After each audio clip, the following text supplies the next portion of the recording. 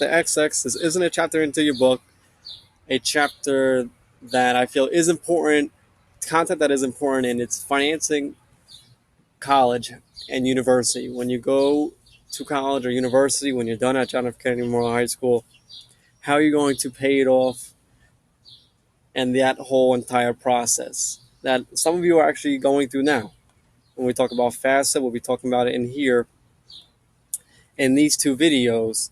So a nice refresher and very important information. But to dive right into it, this slide shows us your salary is based on education. And I tell people it is perfectly fine if you don't want to go to college or university, if you decide to go to work, depending on your situation. I know many people who have succeeded. For example, Apple, probably one of the greatest companies ever, Steve Jobs dropped out of college. But it's just to show this graph that if you go and earn a bachelor's degree, that is your undergrad degree, that's a 4-year college degree, associates is 2 years, and your master's degree is your degree after your undergrad, how your pay will end up being, and that you do earn more when you earn a degree.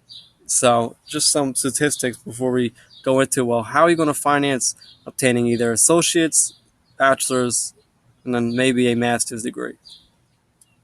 So ways to pay, forms of financial aid, and financial being financial assistance to help students and parents pay off college costs. Kind of just help for you to take on these big costs. You can get a scholarship either from schools and businesses, a grant, federal work study, and loans. And we're going to dive right into them. So what we call gift aid being money that you do not have to pay back. All right, that's scholarships and grants. Do not have to be repaid. It's free money. It's yours to use. It's not a loan where you have to pay interest. But in some cases, if certain criteria are not met, you have to pay it back. So if you get a scholarship based on your GPA in high school, and one of the requirements is to obtain a certain GPA and keep that GPA throughout your 4 years at college, if you ever drop underneath that GPA, I know some scholarships take their money away.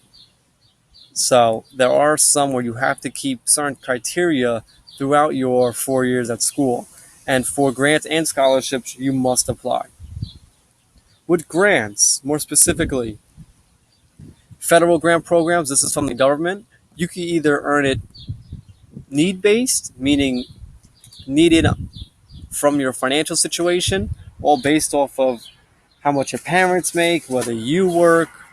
And you can also earn grants that are merit-based, and that is based on achievement. So sports, achievement in school, achievement in the arts.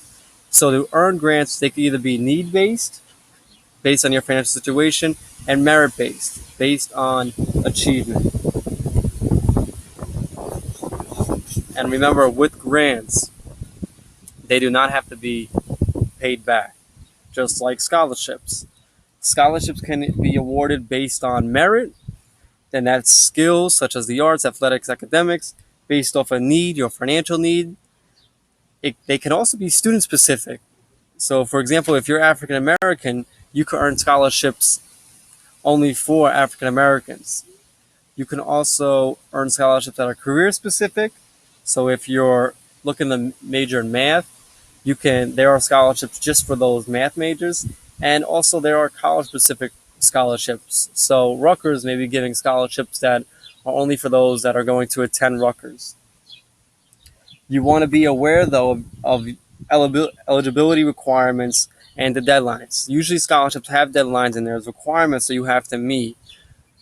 Certainly, juniors, seniors, you should be going into your guidance counselor, seeing all the scholarships that they have, because these scholarships, the people giving them and the companies giving them, they want you to have their money. They want you to succeed and use the money towards college. So there is money to be had. There is assistance to be had. Really, really take advantage of it, especially at our guidance department. We have so many scholarships. If you did a quick Google search, there are so many scholarships out there. Apply, apply, apply.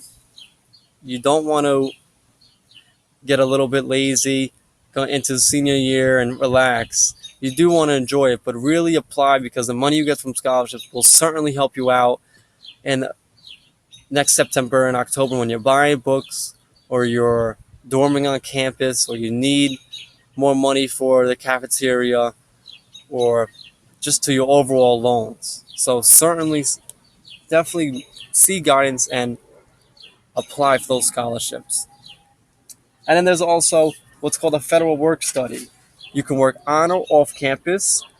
Funds do not need to be repaid, and you are paid at least a federal minimum.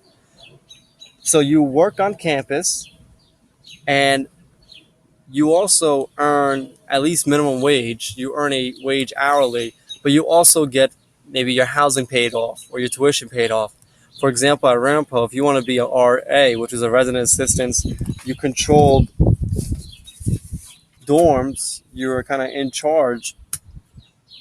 Your housing was paid off, which is a lot of money and very, very nice. And you earned, I believe it was around $150 to $200 a month in cash. So really nice benefits, and once again, helps you pay off the high cost of college and university. So continuing on, we also have student loans.